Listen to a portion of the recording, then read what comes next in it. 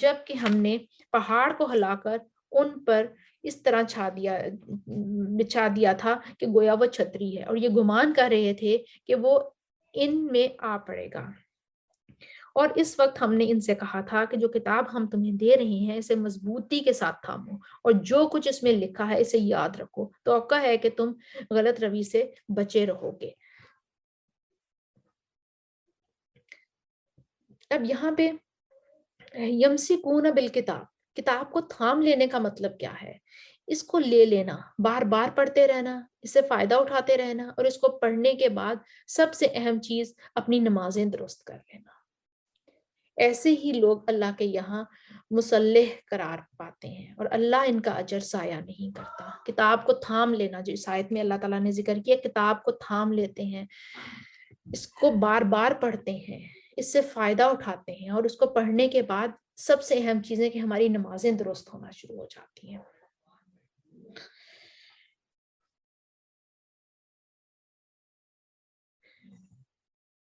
اور اے نبی صلی اللہ علیہ وآلہ وسلم، لوگوں کو یاد دلاؤ وہ وقت جب کہ تمہارے رب نے بنی آدم کی پشتوں سے ان کے نسل کو نکالا تھا، اور انہیں خود ان کے اوپر گواہ بناتے ہوئے پوچھا تھا، کیا میں تمہارا رب نہیں ہوں؟ انہوں نے کہا، ضرور آپ ہی ہمارے رب ہیں، ہم اس پر گواہی دیتے ہیں۔ یہاں ایک بہت اہم واقعے کی طرف اشارہ ہے جس کا ذکر کتاب الہی سے ہی ہمیں ملتا ہے، اور ایک بہت قیمتی معلومات میں اضافہ ہوتا ہے۔ قیامت تک جتنی بھی روحیں آنے والی تھیں، اللہ تعالیٰ نے ان کو اکٹھے آدم علیہ السلام کی پشت سے پیدا کر دیا، اور پھر ان سے خود خطاب کیا، اور سب روحوں نے اپنے رب کو پہچان لیا اور کہا، ہم یہ گواہی دیتے ہیں کہ آپ ہمارے رب ہیں۔ اللہ تعالیٰ نے بتایا کہ اس لیے گواہی لے رہا ہوں کہ تم سے کہ قیامت کے دن تم یہ نہ کہو کہ ہمیں تو پتہ ہی نہیں تھا کہ ہمارا بھی کوئی رب ہے۔ یاد رکھیے، اس بات کو انسان کے اندر اس کے لاشعور میں ڈال دیا گیا ہے، اس لیے جن کا شعور کچھ بھی کام کرتا ہے وہ حق کو دیکھ کر اپنے رب کو پہچان جاتے ہیں۔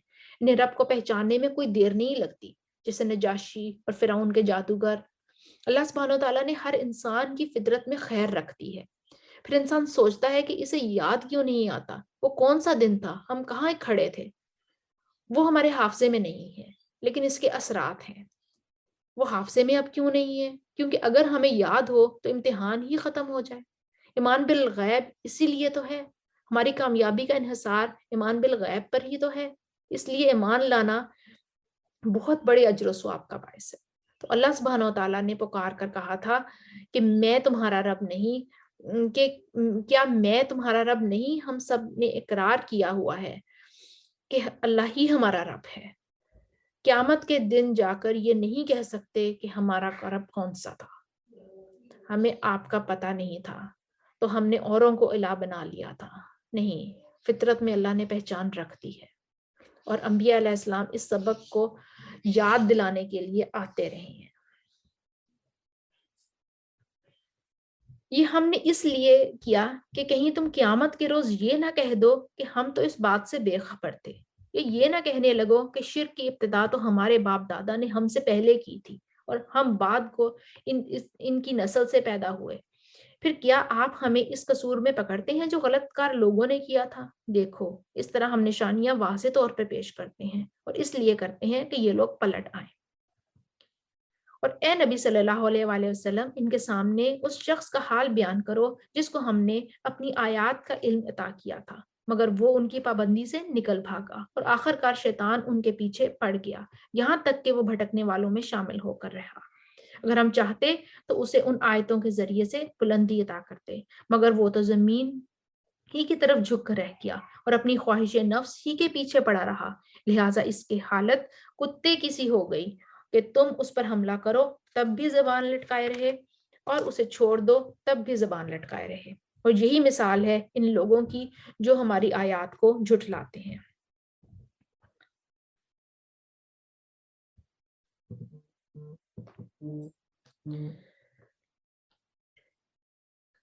مفسرین نے عہد رسالت اور اس سے پہلے کی تاریخ کے مختلف اشخاص پر اس مثال کو چسپاں کیا ہے، لیکن حقیقت یہ ہے کہ وہ خاص شخص تو پردے میں ہے جو اس تمثیل میں پیش نظر تھا۔ البتہ یہ تمثیل ہر اس شخص پر چسپاں ہوتی ہے جس میں یہ صفت پائی جاتی ہے۔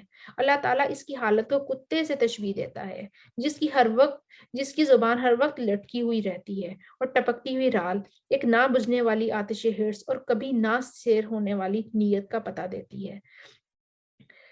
بنائے تشبیہ وہی ہے جس کی وجہ سے ہم اپنی اردو زبان میں ایسے شخص کو جو دنیا کی حرص میں اندھا ہوا ہو رہا ہو اس کو دنیا کا کتا کہتے ہیں، کہ دنیا کی طرف ہم پڑے ہیں۔ دین کے علم کی وجہ سے بھی درجات کی بلندی ہوتی ہے۔ دین کے علم کی وجہ سے لوگوں کو دلوں میں جو محبت ہوتی ہے وہ بہت خالص ہوتی ہے، جبکہ مال کی وجہ سے محبت کرنے والے آپ سے محبت نہیں کرتے، وہ مال سے کر رہے ہوتے ہیں۔ اگر آپ کے پاس مال نہ رہے تو وہ چھٹ جائیں، ادھر ادھر چلے جائیں، پوچھیں بھی نہ، کیونکہ اب آپ سے کوئی فائدہ نہیں ہو رہا۔ لیکن علم والا مرتے دم تک فائدہ پہنچا سکتا ہے، اس لیے اس کی قدر میں کمی نہیں ہوتی۔ دنیا کی طرف جھکنا پستی کی طرف جانا ہے۔ کتا لالچ کا سمبل ہے، ہر شخص کو سونگھتا ہے، دنیا کی لالچ میں ہر اس کام کے پیچھے چل پڑتا ہے جس سے دنیا کا فائدہ ہو، چاہے دین کا نقصان ہی کیوں نہ ہو۔ مفسرین نے کہا ہے، ہر وہ چیز جو ہانپتی ہے تھک کر یا پیاس کی وجہ سے سوائے کتے کے، اگر وہ تھکا ہوا ہو تو بھی ہانپتا ہے، اور راحت اور سکون کی حالت میں ہو تو تب بھی ہانپتا ہے۔ کتا ہر حال میں زبان لٹکاتا ہے، چاہے وہ بھوکا ہو یا پیٹ بھرا ہوا ہو، اس کی لالچ کہیں بھی ختم نہیں ہوتی۔ ہر وہ شخص جو اللہ کی آیات کو جھٹلاتا ہے، اس کے لیے یہ مثال بیان کی گئی ہے۔ وہ کہتے ہیں کہ اگر آپ اس کو واز کریں تو بھی گمراہی میں پڑا رہتا ہے، کرنا چھوڑ دیں تو بھی وہ دنیا ہی کے پیچھے بھاگتا رہتا ہے۔ وہ مجلس میں ہو، وہ تنہائی میں ہو، اس کی سوچیں، اس کی چاہت صرف دنیا کے گرد گھوم رہی ہوتی ہیں۔ اللہ کے دین کا انکار اللہ کو کوئی نقصان نہیں دیتا۔ اگر ہم اس کی بات نہیں مانتے تب بھی وہ قابل تعریف ہے۔ زمین اور آسمان کی ہر چیز اس کی تعریف بیان کر رہی ہے، اس کو کوئی فرق نہیں پڑتا، لیکن اتنے بڑے خزانے کا انکار کرنے والے خود محروم رہ جاتے ہیں۔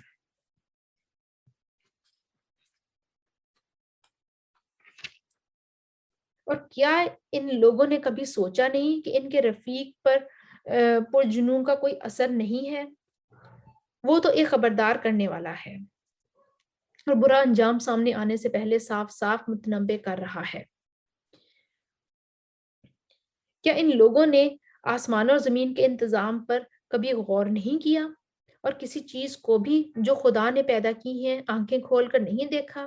اور کیا یہ بھی انہوں نے نہیں سوچا کہ شاید ان کی مہلت زندگی پوری ہونے کا وقت قریب آ گیا ہے؟ پھر آخر پیغمبر کی اس تنبیہ کے بعد اور کون سی بات ایسی ہو سکتی ہے جس پر ایمان لائیں؟ جس کو اللہ رہنمائی سے محروم کر دے اس کے لیے پھر کوئی رہنما نہیں ہے، اور اللہ انہیں ان کی سرکشی ہی میں بھٹکتا ہوا چھوڑ دیتا ہے۔ یہ لوگ تم سے پوچھتے ہیں کہ آخر وہ قیامت کی گھڑی کب نازل ہوگی؟ کہو، اس کا علم میرے رب ہی کے پاس ہے، اسے اپنے وقت پر ہی وہی ظاہر کرتا ہے۔ آسمانوں اور زمین میں وہ بڑا سخت وقت ہے، وہ تم پر اچانک آ جائے گا۔ یہ لوگ اس کے متعلق تم سے اس طرح پوچھتے ہیں گویا کہ تم ان کی کھوج میں لگے رہو۔ کہو، اس کا علم تو صرف اللہ کو ہے، مگر اکثر لوگ اس حقیقت سے ناواقف ہیں۔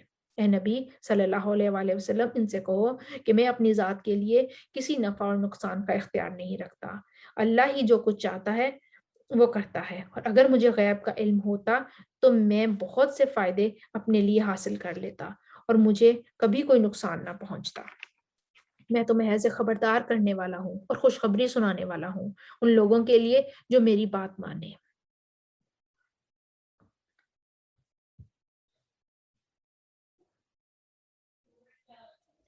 نفع و نقصان کا اصل مالک کون ہے؟ صرف اللہ تعالیٰ۔ آپ کے پاس بھی یہ اختیار نہیں، نبی پاک صلی اللہ علیہ وسلم کے پاس بھی کوئی اختیار نہیں۔ جب نبی پاک صلی اللہ علیہ وآلہ وسلم کے پاس کوئی اختیار نہیں، پر ہمارے پاس کیسے ہو سکتا ہے؟ آپ صلی اللہ علیہ وآلہ وسلم سے بھی وہی نفع انسانوں کو پہنچا جو اللہ نے ان کو دیا، لیکن الٹیمیٹ نفع اور نقصان کا مالک صرف اللہ تعالیٰ ہے۔ بندوں کو بھی بندوں سے جو نفع پہنچتا ہے اس کا بھی اللہ ہی اذن دیتا ہے۔ اللہ اذن دیتا ہے تو پہنچتا ہے، نہیں تو بندہ بھی کسی دوسرے بندے کو نقصان نہیں پہنچا سکتا، کوئی نفع نہیں پہنچا سکتا۔ کیونکہ یہ آیت سمجھ میں آ جائے تو ہمارے سارے گرجز، ہمارے قریبی لوگوں کے، ہمارے جاننے والوں کے، ہمارے رشتہ داروں کے سارے گرجز ہمارے دل سے نکل جائیں، کہ کوئی جب تک اللہ کا اذن نہ ہو کوئی ہمیں نقصان پہنچا ہی نہیں سکتا۔ اب اللہ کی طرف سے نقصان ہے تو الحمدللہ، لازمی اس میں کوئی نہ کوئی خیر ہوگی۔ اس بندے کی طرف سے نقصان نہیں ہے، اس کو تو کروانے والا اللہ تعالیٰ تھا، ایک پلانر تو اللہ تعالیٰ کی ذات ہے، وہ بندہ تو ہماری زندگیاں پلان نہیں کر رہا بیٹھا، جس نے ہمیں ظاہراً جس نے ہمیں نقصان پہنچا دیا، اور ہم اس کا گرج دل میں رکھ کے بیٹھ گئے کہ اس کی وجہ سے ہمیں نقصان پہنچا ہے، حالانکہ اس کے ہاتھ میں تو کچھ تھا ہی نہیں۔ ایسے ہی کوئی اپنی کم عقلی کی وجہ سے اپنا کوئی نقصان کر بیٹھے، یا آپ کی زندگی میں کوئی نقصان کر بیٹھے، تو آپ اس کی کم عقلی سمجھ کے اس کو معاف کر دیں کہ اللہ کی طرف سے ہے۔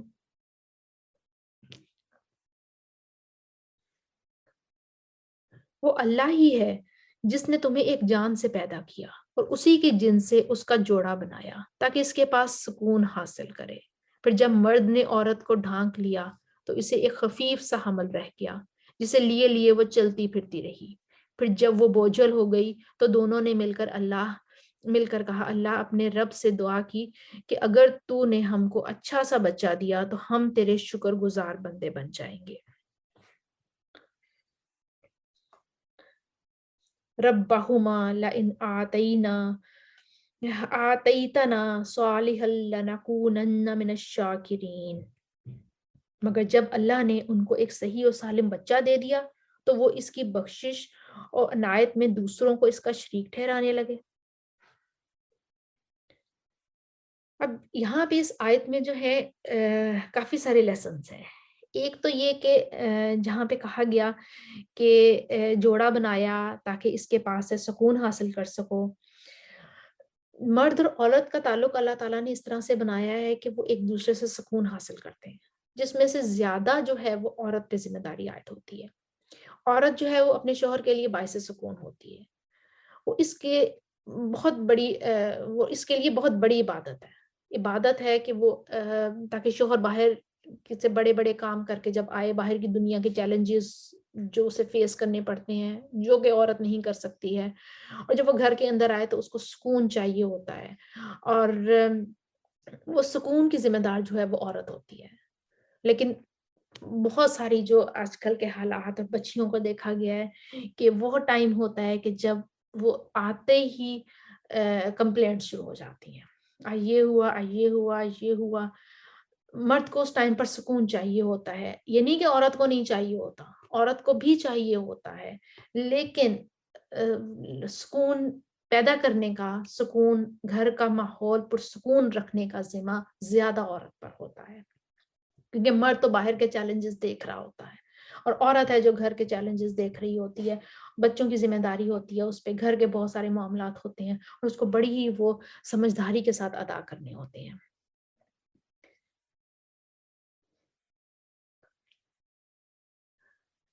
اگر انسان کو ہی شریک ٹھہراتے ہیں تو انسان تو خود پیدا کیا گیا ہے، تو اللہ کے برابر کیسے ہو سکتے ہیں؟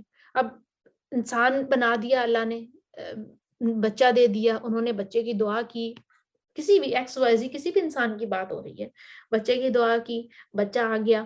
اب جب بچہ آ گیا تو ہم ان کو کہاں کہاں لگاتے ہیں؟ ہم اللہ کی شکر گزاری کرتے ہیں؟ شکر گزاری کرنے کا مطلب یہ ہے کہ کیا ہم اپنی اولاد کو اللہ تعالیٰ کے حکم کے مطابق پالتے ہیں؟ جیسے اللہ تعالیٰ نے کہا، جو ہم اپنی اولاد کو اللہ تعالیٰ کے راستے پر لگاتے ہیں، انہیں اللہ تعالیٰ کا دین دیتے ہیں، اللہ تعالیٰ کا کے دین کا علم دیتے ہیں ان کو، کہ صرف دنیا ہی سکھاتے ہیں ان کو؟ یہ بھی ناشکری ہی ہے، یہ بھی اللہ تعالیٰ کے ساتھ شرک ہی ہے کہ دینے والی ذات انسان کے بس میں تو ہے ہی نہیں کہ انسان ایک بچہ پیدا کر سکے، انسان کے پتا نہیں پیدا کر سکتا، ایک پتے کو ادھر سے ادھر نہیں کر سکتا، ایک پورے کے پوری ایک جاندار انسان پیدا کرنا ایک معجزے سے کم نہیں ہے، اور جب وہ ہاتھوں میں آ جاتا ہے تو پھر اس کو ہم دنیا میں لگا دیتے ہیں۔ اللہ بہت بلند و برتر ہے ان مشرکانہ باتوں سے جو یہ لوگ کرتے ہیں۔ کیسے نادان ہیں یہ لوگ کہ ان کو خدا کا شریک ٹھہراتے ہیں جو کسی چیز کو پیدا نہیں کرتے، بلکہ خود پیدا کیے جاتے ہیں۔ جو نہ ان کی مدد کر سکتے ہیں اور نہ آپ اپنی مدد ہی پر قادر ہیں۔ اگر تم انہی سیدھی راہ پر آنے کی دعوت